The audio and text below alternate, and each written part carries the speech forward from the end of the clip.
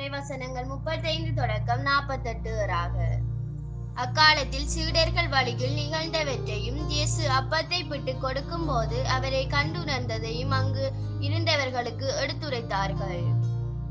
சீடர்கள் இவ்வாறு பேசிக் கொண்டிருந்த போது இயேசு அவர்கள் நடுவில் நின்று, உங்களுக்கு அமைதி உரித்தாகுக என்று அவர்களை வாழ்த்தினார்.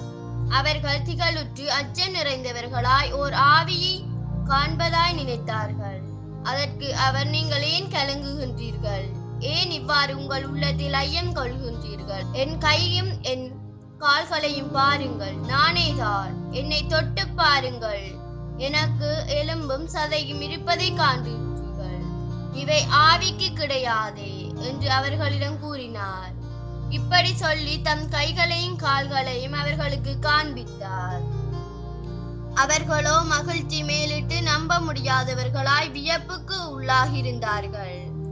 அப்போது அவர் அவர்களிடம், உண்பதற்கு இங்கு உங்களிடம் ஏதும் உண்டா என்று கேட்டார். அவர்கள் வேக வைத்த மீன் துண்டு ஒன்றை அவரிடம் கொடுத்தார்கள்.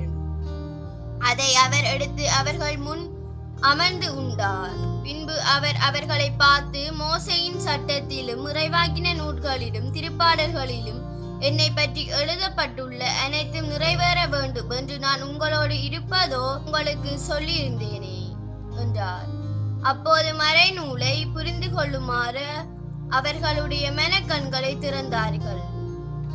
அவர்கள் அவர்களிடம், மெசியா துன்புற்று இறந்து 3ஆம் நாள் உயிர்த்தெழ வேண்டும் என்று பாவ மன்னிப்பு பெற நாம் மாறுங்கள் என எருசலேம் தொடங்கி அனைத்து நாடுகளிலும் அவருடைய பெயரால் பறைசாற்றப்பட வேண்டும் என்று எழுதியுள்ளது.